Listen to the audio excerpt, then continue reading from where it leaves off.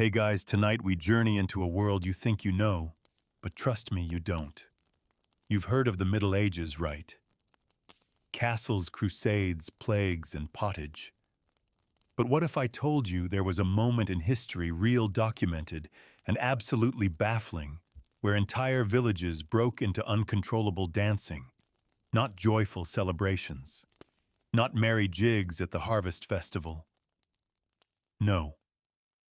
This was a terrifying, bone-snapping, soul-breaking frenzy, dancing until the body gave out, until the mind cracked, until the breath simply stopped. This wasn't folklore. It happened, repeatedly, across Europe, from Strasbourg to Aachen, from the Rhine Valley to the streets of medieval towns too small to even remember now. And what caused it? That's where things get weird. Maybe it was disease. Maybe it was mass hysteria. Or maybe just maybe it was something far stranger. But we'll get to that. First, take a moment to like the video and subscribe, but only if you genuinely enjoy this kind of deep, dark, and slightly offbeat history. And let me know in the comments what time it is where you're watching from. It's always amazing to see the strange little constellation of time zones this channel brings together. Now dim the lights, maybe turn on a fan for that soft hum in the background, and let's slip together into tonight's story. Tonight's journey when medieval peasants danced to death. This story isn't just about disease or superstition, it's about the lives of the people who experienced it. The peasants who woke up one morning, stretched their arms, maybe chewed on a hunk of rye bread, and then began to dance. Slowly at first, then wildly, uncontrollably. Not with joy, but as if possessed. They danced in circles until their feet bled, until bones cracked beneath them. Some wept. Some begged for it to stop. Some foamed at the mouth and cried out to saints. And some simply collapsed and never got up again. What did this mean to the people of the time? How did they make sense of it in a world ruled by demons, relics, and divine punishment? Why did it happen again and again and again? And what was it really like, not for the scholars or the church officials, but for the ordinary people trapped in this horrifying, sweaty, foot-thudding nightmare? Tonight you're going to find out. You're not a knight. You're not a bishop. You're not even a town doctor with a very suspicious bottle of herbs and a theory about lunar tides. Tonight, you're just you. Dropped into the heart of the Middle Ages in the year 1518, in a city where something very strange is about to begin. Let's start at the moment you wake up. You wake up gasping, not from a nightmare, but because the air you just inhaled feels like someone exhaled it first. Thick, sour, and damp like fermented onions trapped in an old blanket. You blink, trying to focus. Everything is dark. Not nighttime dark. Pre-electricity dark. The kind of darkness that has shape and smell and presence. You try to sit up, but your body protests. Your back aches. Your neck is stiff. Your feet are cold. Congratulations. You've just woken up in Strasbourg in the year 1518. And no, the smell does not improve. You're lying on a straw mattress, if you can call it that. It's not a bed. It's a sack half bursting with musty hay, crushed Russia's tears, and an ecosystem of tiny creatures you can hear, but will never want to see. The linen sheet draped over you is coarse and vaguely wet, not from water, but from years of trapped breath and medieval mildew. A rat skitters across the floorboards. You hear it before you see it. Scratching, scrambling, bold. This is his home too. The light in the room isn't coming from a lamp. There's no switch to flip. Instead, it's a dusty shaft of gray dawn filtering through a warped wooden shutter with a hole punched into it. The light doesn't warm the room. It just confirms how utterly depressing it is. You're in a shared sleeping space, probably with a family you don't know. The bed beside you holds two other people. You can hear them breathing. One wheezes slightly, the other mumbles in their sleep.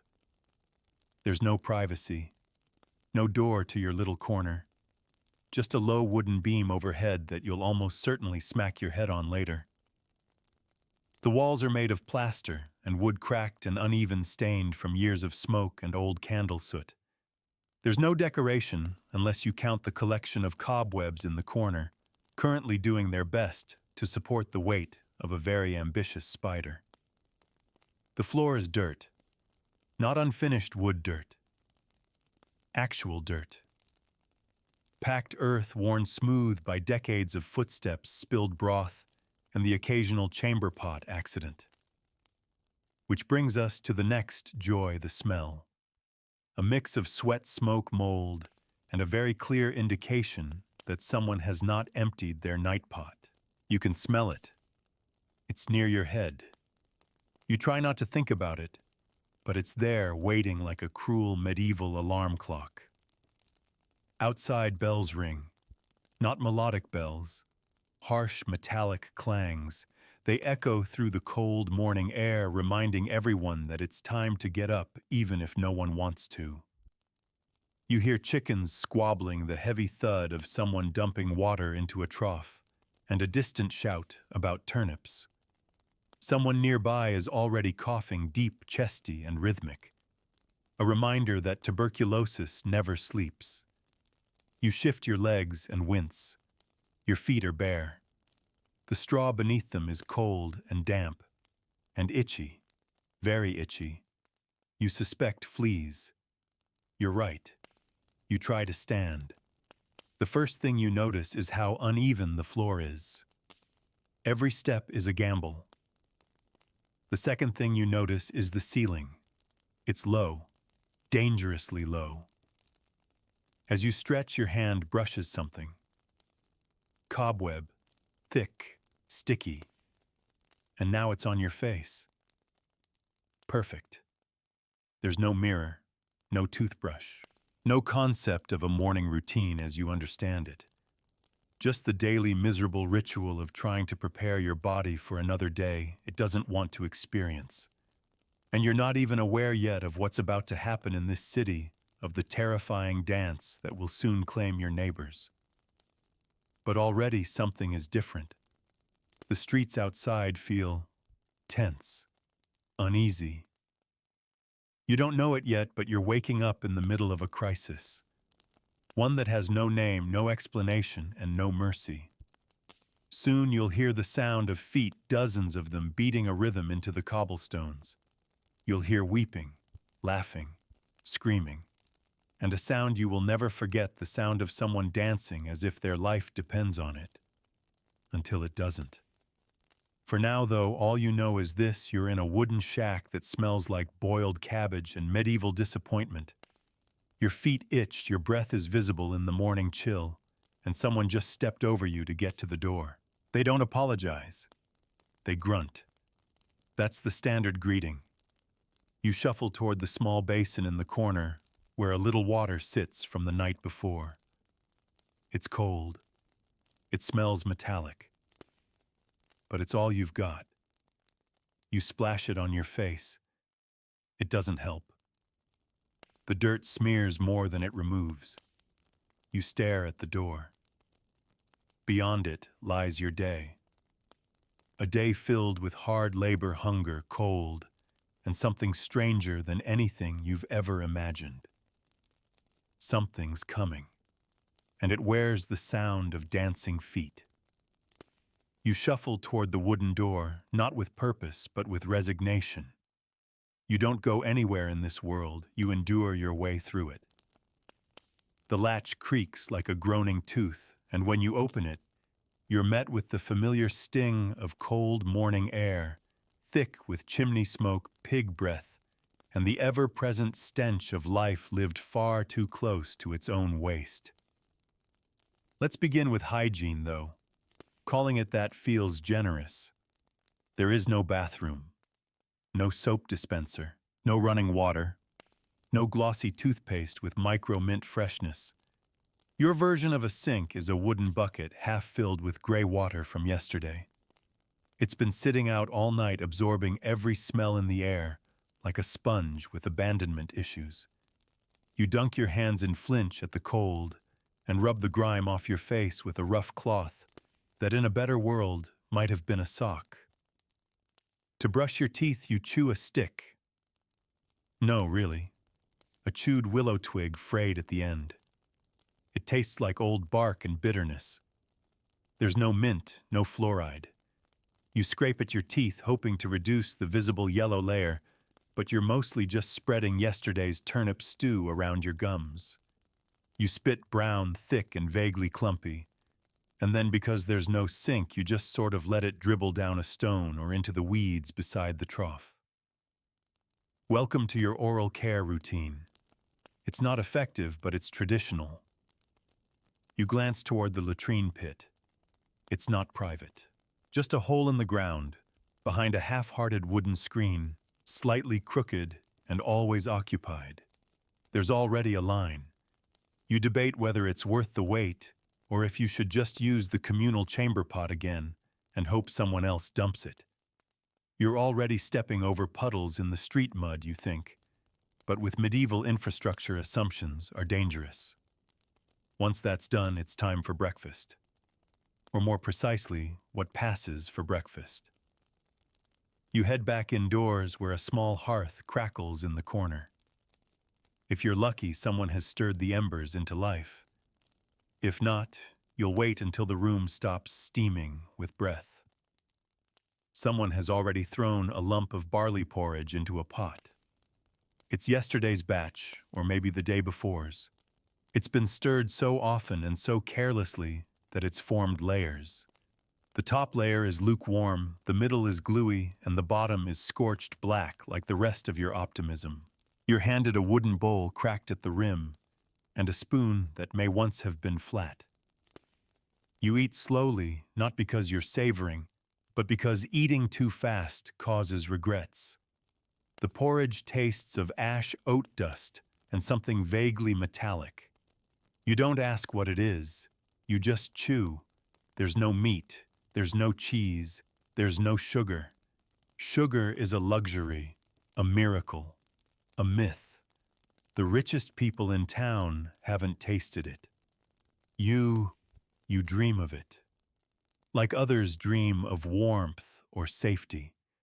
Your breakfast drink, ale. Always ale.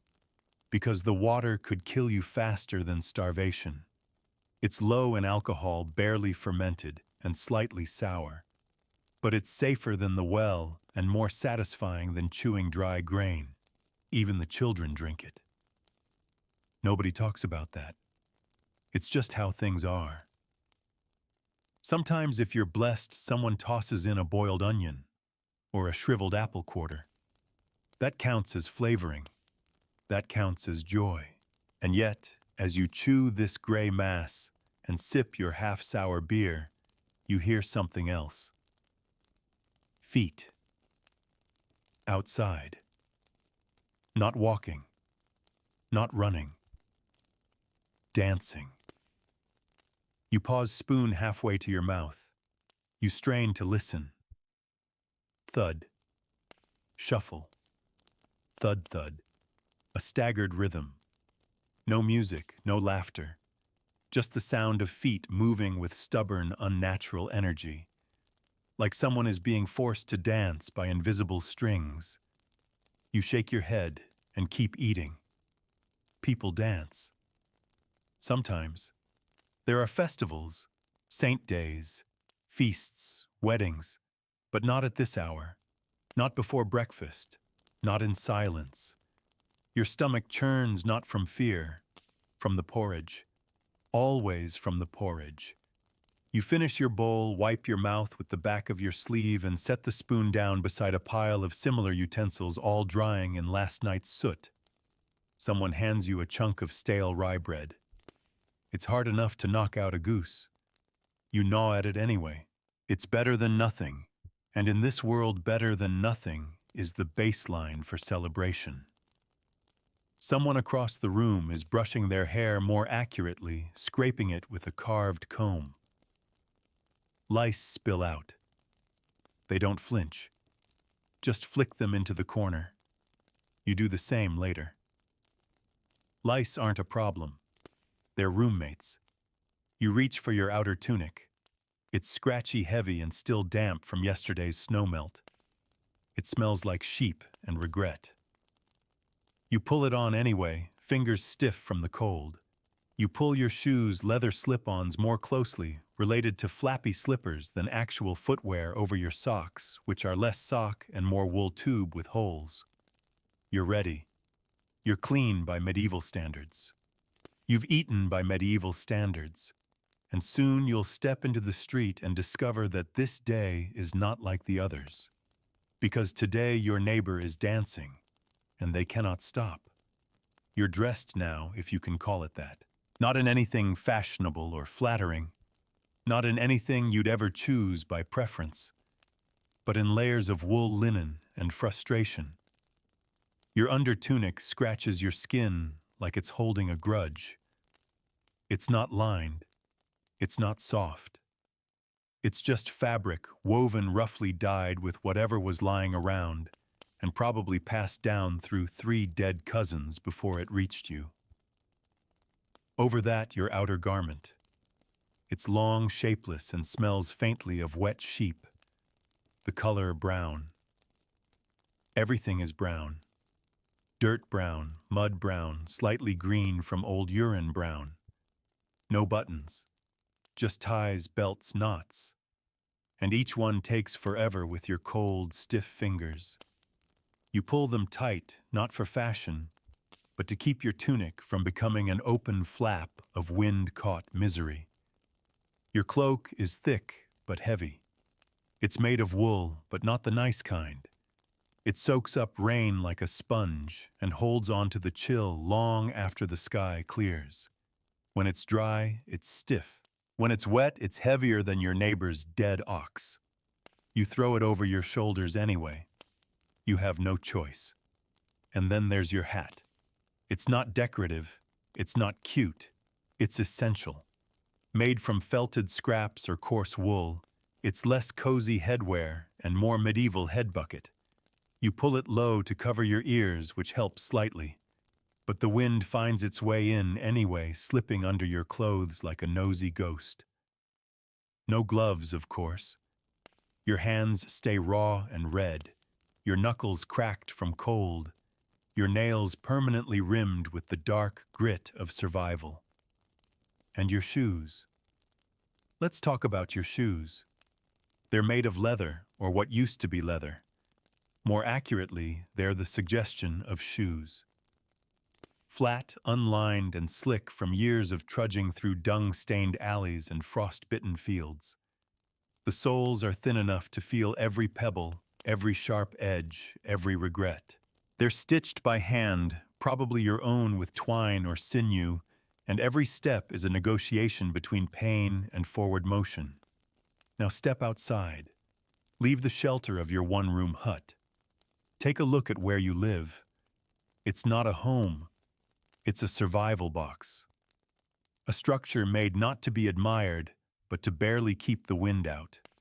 The walls are made of wattle and daub that is woven sticks smeared with mud straw and animal dung. Yes, dung. It's a wonderful insulator. It's also the reason your house smells like a cow's disappointed sigh. Your roof is thatched, and while it keeps out some of the rain, it also lets in the rest of nature. Mice live up there.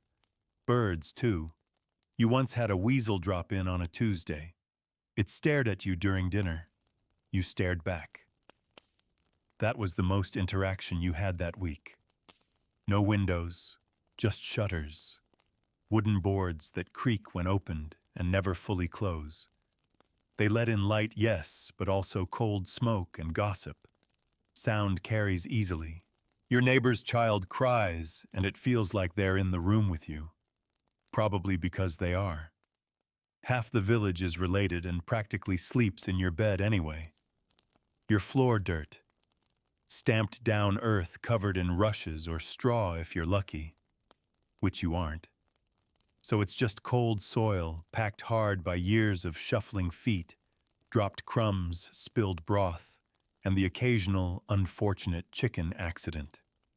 It floods when it rains, freezes when it snows, and always, always smells faintly like wet dog and medieval feet. There's no chimney, just a hole in the roof and a hearth in the center of the room.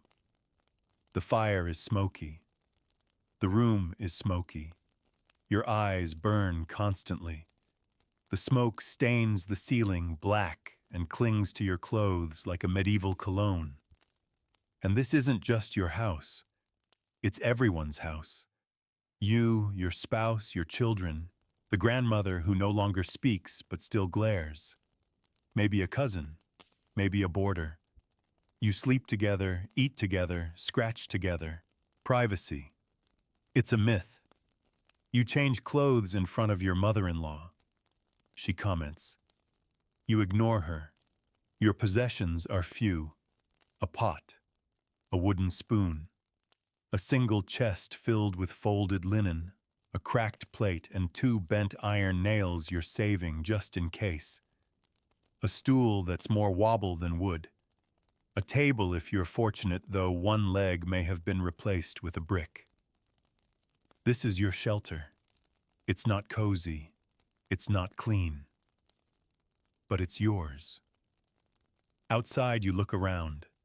Other houses lean like they've given up. Roofs sag.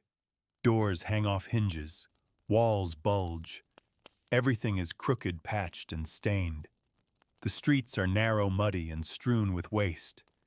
Drainage is theoretical, and someone is dumping the contents of a chamber pot into the alley. The air smells of firewood, wet hay, rotting vegetables, and desperation. And in the distance, you hear it again. That strange rhythmic sound. A group of people, not walking, not marching, dancing. You see them now down the road.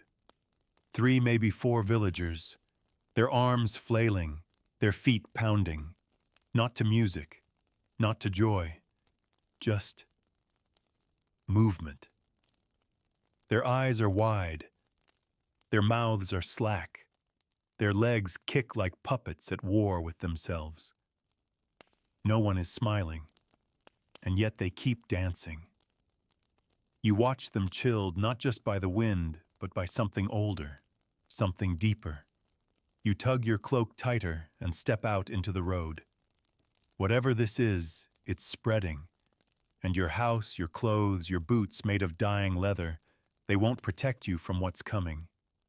Because you can already feel it now, in the twitch of your calf. Your feet hit the mud with a dull thud, the kind of sound that promises 12 more hours of damp discomfort. The street isn't a road so much as a trench of churned earth and manure. And like everything else in your world, it doesn't care that you didn't sleep well, or that your boots are already soaked, or that something unnatural is happening just a few houses down. The dance is still there, ongoing. You try not to look. You try not to listen to the slap, slap, stumble of the woman twirling, with tears running down her face. But the sound stays with you, like thunder in the background of a storm you haven't yet reached. It's time to work. There's no clock to punch in, no lunch break scheduled, no pension plan. You work because you must, and when you don't, someone notices. The bailiff, the reeve, the landowner's steward who never sets foot in the village but whose taxes still reach you like a hand through the fog. You're a peasant. You don't own your land, you work it. For a lord whose name you might know but whose face you've never seen.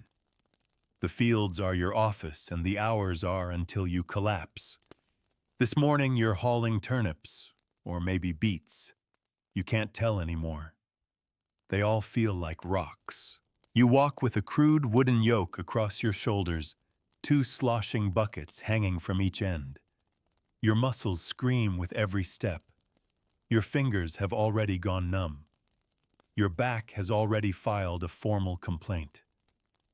Still, you walk. You reach the fields. They stretch out in front of you like a promise no one ever meant to keep. Rows of earth, half-frozen, lumpy, unforgiving. Your job today is simple: dig, lift, repeat, with a tool that's less shovel and more sharpened stick with aspirations. You bend over and feel your spine issue a threat. You ignore it. You always do. The soil fights you. It clings to the roots. It resists the blade. It pretends it doesn't want to feed you. Because it doesn't. The land isn't generous. It's transactional. You give it your body, your time, your energy, and in return, it gives you just enough to not die. You're not alone, of course. Others are out here too. Men, women, children. Bent like reeds, scattered like crows, shivering in their patched tunics and wool hats. No one speaks. Not because they don't want to, but because their jaws are clenched against the cold. Someone nearby coughs. It's not a healthy cough. It's wet and deep and long. You all hear it. No one says anything. What's there to say? The work continues. Sometimes you're assigned other tasks. Carrying firewood from the forest. Splitting logs until your fingers blister. Herding sheep across hills too steep to climb safely. Digging trenches. Filling wagons. Lifting crates. But it's all the same, really. It's labor. Not exercise. Not purpose. Just the repetitive act of survival in a world where rest is for the dead. And even they don't get much peace. The churchyard is full. People still die. But they keep coming back, dug up, moved, shifted to make room. You passed a bone sticking out of the dirt once. You stepped over it. Everyone does. But there's a hierarchy even in misery. Some jobs are worse than others. The tanner's apprentice covered in the stink of rotting hides and lime. The night soil man carries buckets of human waste through town, dumps them in the woods, and gets paid in silence and side glances. You've worked the mill once, hauling sacks of barley up crooked stairs, while the wheel groaned below you like some mechanical beast. The miller shouted. The air was thick with dust and flour and shouting. You coughed blood that night. You didn't go back. Today, though, it's the fields. Midday comes. Not that you eat lunch. There's no picnic. Just a cold hunk of bread, rock hard and riddled with flour mites. You chew it like punishment. Wash it down with yesterday's ale gone flat and bitter. You sit on a rock spine, aching knees, clicking feet, steaming in your own sweat. And then once again you hear it. Dancing. You look up. Across the field. Past the barn. Near the well. Another one. A boy this time. Maybe 15. Spinning, twirling, skipping. His face is red. His mouth is open, but no words come out. Just gasps. His limbs jerk like puppet strings pulled by a nervous hand. His mother screams. His father tries to hold him. But the boy moves like fire, wild and unstoppable. You see the priest in the distance crossing himself, mumbling Latin, holding a relic high in the air, like it's going to do something. The boy dances on, and the work doesn't stop. Because it can't. You look away. Dig another root. Rub your hands. Swallow the bile in your throat. Back to work. Because in this world, even in the face of madness, there's always more work. Someone shouts your name. A basket needs lifting. A fence needs patching. The sheep are out again. Someone stole a chicken. Someone else collapsed. No one's talking about the dance. Not directly. But it's there in every glance, every muttered prayer, every extra scoop of ash tossed on the hearth at night. You keep moving. You keep digging. Because if you stop, who knows what might start moving inside you? A twitch, a tap, a tremble. And then the music that isn't music takes hold, and your feet begin to move. You lie in bed that night, back aching feet, burning ears, still echoing with the phantom rhythm of feet on cobblestone. You close your eyes, and for a moment, you're not sure if your heart is beating or dancing. This is where belief begins.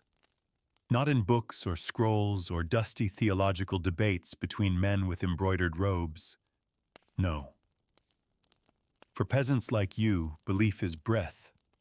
It's baked into the bread, sewn into the tunic, folded into the blankets shared on cold nights. You don't ask if the world is ruled by invisible forces. You ask which ones are angry today. It starts with the church. Always the church. From the first cough to the final breath, the church shapes your every moment. You were baptized in cold water, screamed over by a priest with trembling hands. You were confirmed, confessed, and corrected, told to kneel, pray, believe. And you do. You must.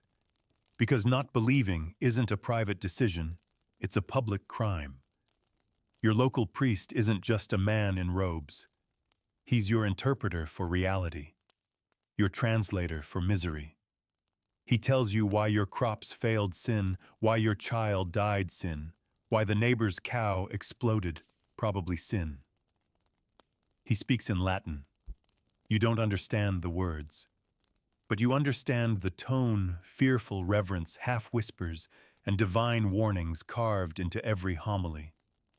And then there are the saints, so many saints, each with a name you can't quite spell. Saint Apollonia for teeth, Saint Blaise for throats, Saint Vitus for dancing. You didn't even know that last one until a few days ago. But now his name is on everyone's lips, quietly, cautiously.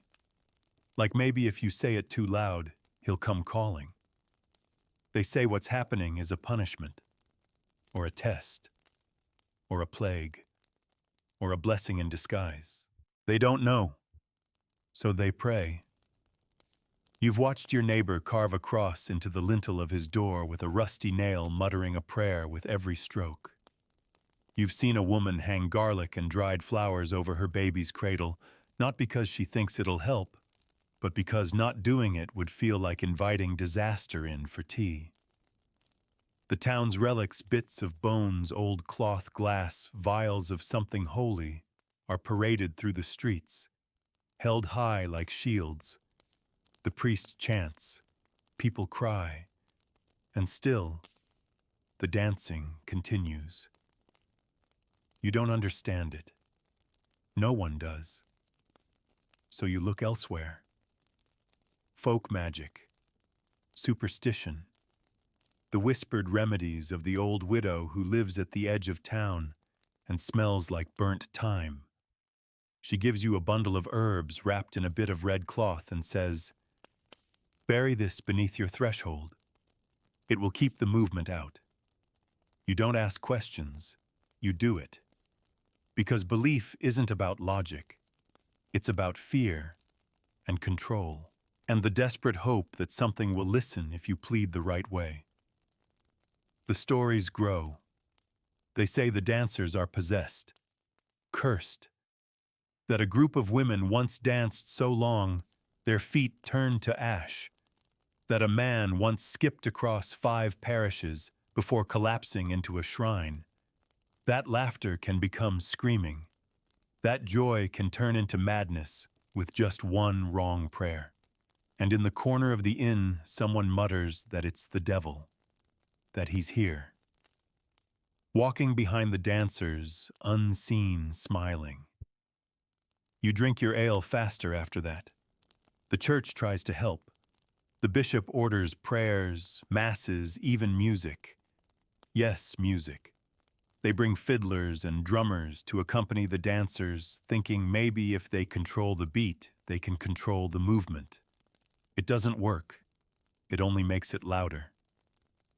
But you understand the impulse. If you can't stop it, maybe you can shape it. If you can't exercise it, maybe you can endure it. You think of sin, your own, the time you stole an egg, lied about the grain, skipped mass to sleep an extra hour. You list them silently at night like an accounting of guilt. You wonder which one was the final straw. You wonder if this is your punishment. If one day you'll wake up and your feet will move before your thoughts do. And still in the dark, in the cold, in the smoke-stained silence of your hovel, you believe. In saints, in sinners, in spirits, in something.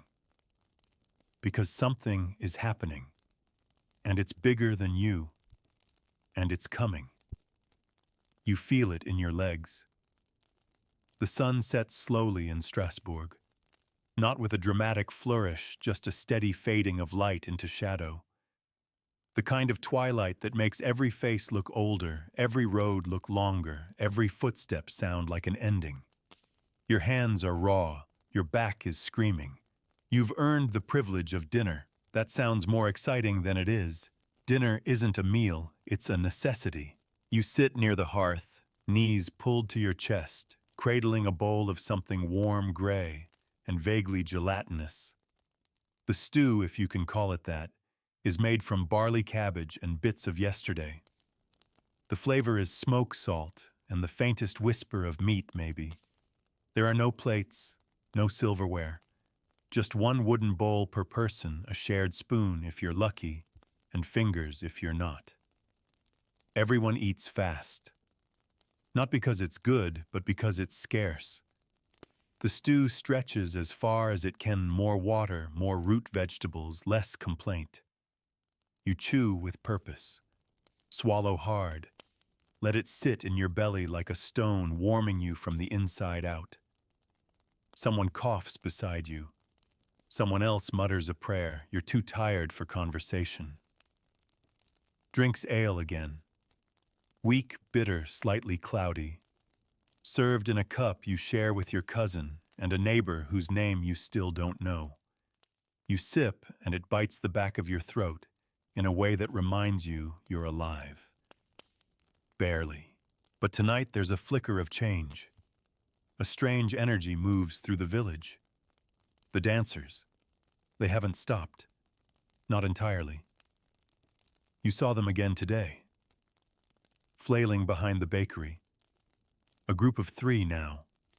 One woman collapsed, dragged away by her family, her feet blackened and cracked open like firewood. Yet here you are trying to relax. So you go where people always go when they need to forget the tavern. If you're lucky enough to have coin or a sympathetic brewer, you find yourself huddled among bodies in a smoky room where the fire is too small and the ale is too strong. It's loud, hot, cramped. The air smells like sweat, spilled beer, and defeat. But it's alive. This is entertainment, not concerts or plays or theater. This is a jug of ale passed around. A story told too loudly, a joke repeated until it dies. A lute strums in the corner badly. Someone sings a song about a pig. Someone else tries to dance and gets heckled for it. And every laugh feels like defiance. You drink. You drink because your hands hurt, because your heart is heavy, because you saw someone dance themselves bloody yesterday. Because you don't know what else to do. Sometimes there's music. A fiddler. A drum. An old woman with a harp missing 2 strings, and for a few minutes you forget. You sway. You stomp your feet. You laugh. And for just a moment the movement doesn't feel cursed. Then someone jokes, "Careful, or you'll catch it too." The music stops. The air tightens. No one laughs. Someone mutters a prayer and throws salt over their shoulder. The moment passes. Markets are another escape. Not fun exactly, but at least distracting. a place to barter, to gossip, to pretend things are normal. You trade onions for fish, a pelt for a pot, a chicken for a miracle cure someone swears will keep your feet from twitching at night. There's a juggler sometimes, a fire eater rarely, but mostly it's just noise and mud and too many elbows. And somewhere in that crowd, someone always whispers, "Did you hear?" Another one started dancing. At dawn, near the cathedral. Entertainment. You take what you can get. Festivals used to be a joy. Before all this, days when the whole village would gather for the feast of St. John, or St. Mary, or Saint anybody that might grant a blessing. Bonfires, bread, dancing that felt safe. Now no one organizes those. No one wants to be responsible for starting a rhythm that can't be stopped. And still you crave connection. So you sit, around a table, around a fire, around a shared anxiety. You talk, you sing, you drink. Because even fear needs a break. Even dread needs a chaser. The stew might be bland. The beer might be warm. The jokes might be stale. But they're yours. And for a little while they keep the horror at bay. Until you hear it again. Not laughter. Not clapping. But the soft, steady beat of feet dancing in the dark. The next morning you wake up coughing. Not a polite little throat clearing, but a deep rattling bark that leaves a metallic taste in your mouth and a sharp twinge in your ribs. The fire went out hours ago. The room is cold, damp, and every breath feels like inhaling a damp wool blanket. You hear others coughing, too. That's normal. That's life. Because in the Middle Ages, illness isn't an event. It's the background noise of existence. You're never truly healthy. You're just not dying yet. You wrap a cloth around your neck, damp, stained, barely warm, and step outside. You spot the old man who lives across the lane. He's sitting on a stool, rocking slowly, eyes vacant. You know what that means. He danced yesterday. Now he sits. His legs are twitching slightly, like they remember the movement, even though the man himself doesn't. No one goes near him. Illness here isn't just physical. It's spiritual. It's social. It marks you. Infects not just your body, but your reputation, your household, your family. And doctors, you've never seen one. You've heard of them, men. With strange tools, long robes, and theories involving bile, the moon, and maybe demons. But they don't come to you. They serve the rich, the powerful. Not you. Your medicine comes from the herb woman. She walks with a limp, wears a bundle of pouches around her waist, and smells like vinegar and damp moss. Her cure's questionable, but better than nothing. She gives you a drink, something bitter, steeped in wormwood and crushed bark. You sip it and gag. She says it'll ease the lungs. You hope she's right. You don't ask what's in it. That way, if you die, it's a surprise. If things get worse, you go to the priest. Not for healing, but for last rites. Because death is always here, waiting, watching, patient. A fever takes your neighbor's daughter. A bad cut festers on a boy's arm until he loses the whole limb. A strange rash appears, spreads, and suddenly half the family is gone. You've seen it all. You've stepped over it, dug graves for it. You know the sound of death when it walks down your street. You recognize the silence it leaves behind. And no one escapes. Not the old, not the young, not the kind, not the cruel. In this world, death is the most democratic thing that exists. You've heard the theories. Too much bad air, too much sin, a misalignment of the stars, a punishment, a warning. Some say dancing is the illness. Others say it's the cure, that your body dances the demons out, that Saint Vitus himself is testing the faithful, that those who move are blessed or cursed, and medicine. It's barely better than superstition. They bleed you for headaches, burn you for fevers, apply leeches for melancholy. They balance your humors while you quietly fade away. If they can't name it, they call it God's will. Your friend's brother died last week. Started with a sore toe, ended with convulsions, fever, and finally a quiet exhale that never reversed. You helped dig the hole. No coffin, just cloth and dirt and prayer. Sometimes the corpse twitches. They say that's normal. Sometimes you think about your own funeral. Who would come? Who would speak? What they'd say? Probably not much. He worked hard. He didn't dance. That would be enough. You go back inside. Warm your hands over the fire. Feel the ache in your joints. Wonder if it's the cold or something else. You tell yourself it's nothing, but your hands are shaking, just slightly. And outside, the wind carries the sound of someone humming a tune no one remembers teaching them. There is no such thing as a quiet household in your world. Privacy is a dream, boundaries are imaginary, and silence, well, silence usually means someone has died. Family life in 1518 doesn't revolve around affection. It revolves around survival. You live in a single room with your family, maybe 5, maybe 9 people if cousins or in-laws are crashing, which they often are. Everyone sleeps in shifts. If you get your own blanket, that's a luxury. If your child doesn't wet it, that's a miracle. Women hold the center of this storm. Not because they're celebrated or empowered, but because they have to be. They work, constantly. There is no rest for a medieval woman, not when the bread needs baking, the laundry needs boiling, the cow needs milking, the baby needs feeding, the toddler needs catching, and the fire is dying again.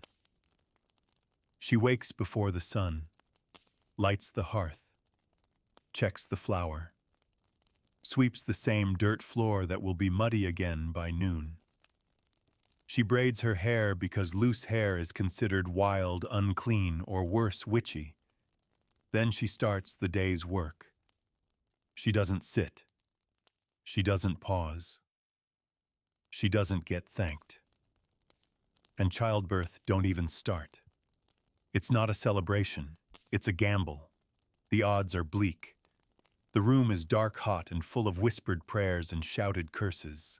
There's no doctor, just a midwife with herbs and hands stained from a dozen previous deliveries. No pain relief, no sterile gloves, no soft music or ice chips. Just blood, heat, and hope.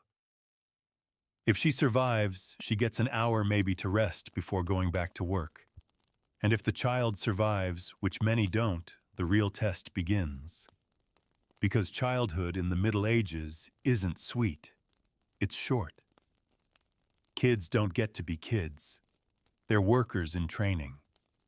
Little adults in smaller tunics. At 5, they're feeding chickens. At 6, hauling water. By 7, they're learning their trade or copying their parents' job, whatever it may be. They don't go to school, not unless they're boys born rich. They learn from watching, from getting smacked when they mess up, from surviving long enough to understand what not to do. Toys. Maybe a carved figure, a rag doll, a stick. Laughter, sure, it exists, but it's rare. Play is squeezed into the cracks between chores and more chores. And yet there's love. Crude, exhausted, dirty love.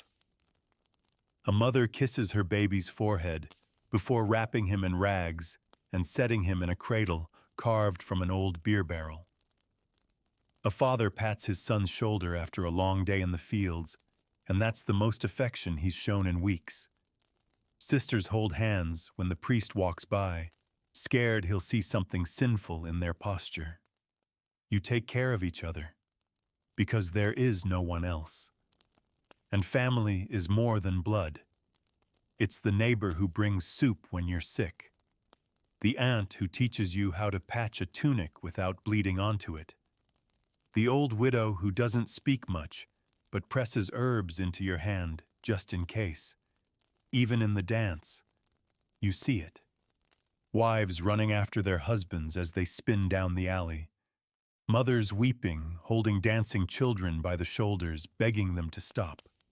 A brother collapsing from exhaustion, and his sister placing her body over his like a human shield. The family doesn't leave you even when your mind does, even when the rhythm takes you, even when your feet betray you. They stay because what else is there? The world outside your walls is cruel, cold, cursed. But inside there's something worth fighting for, even if all you can do is hold someone's hand and whisper, "Stop dancing. Please stop dancing." By the time the sun crests high and begins its slow tilt toward the western fields, you're already half spent. Afternoons in your world aren't restful. They're not quiet hours for reflection or digestion. They are a continuation, an escalation, the midpoint in a day that feels like it might never end. If the morning was about labor, the afternoon is about friction. The first thing you notice is the shouting. The blacksmith is arguing with the baker again. Something about a broken hinge or an unpaid tab or the fact that someone's son has joined the dancers and it must be someone's fault. Always is. Voices rise. Accusations fly. And for a moment you think there might be a fight. Then the reeve shows up. The reeve isn't a noble, but he might as well be. He's the landowner's representative, the tax collector, the enforcer, a man with a ledger in one hand and a cudgel in the other. He doesn't ask. He tells what you owe, what's expected, who didn't meet their quota, who's been seen associating with suspicious characters, who's been heard muttering about the church. He walks like he owns the dirt you stand on, because he kind of does. You try not to look at him. Eye contact is dangerous. It invites questions. And you don't want to be noticed today. Not when your own grain stores are running low. Not when you suspect your cousin might be hiding a second goat. Punishments aren't elaborate. They're efficient. A fine. A whipping. A night in the stocks. Public shame, quick, brutal, and humiliating. The villagers gather not because they want to, but because not showing up gets noticed. You stand there with them watching a man tied to a post, lashes cutting through his tunic as he screams. No one cheers. No one looks away. This is normal. This is order. You remember when a woman was accused of causing the dancing. She had herbs in her home, a strange look in her eyes.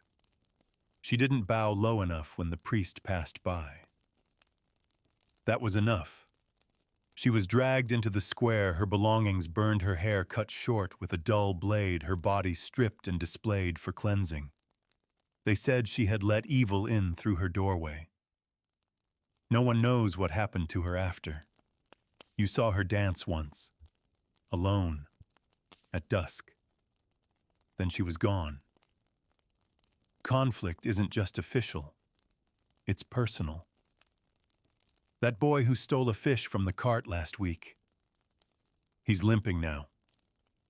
Not from the dance, but from the baker's son who caught him and made sure he wouldn't steal again. The girl whose mother dances by the cathedral now. She hasn't been allowed in the market. People say the madness is contagious, that her presence invites it. So she begs at the edge of the square. Head down, eyes hollow.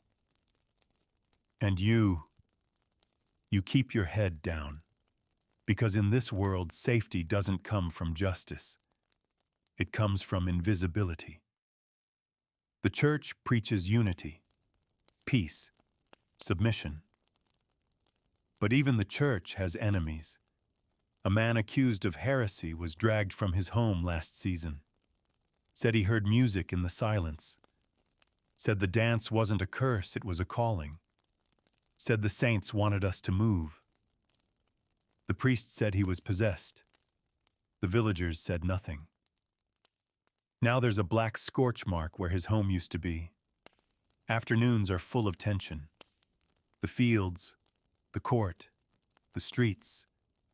You never know when someone might snap. The stress builds like heat in a sealed pot.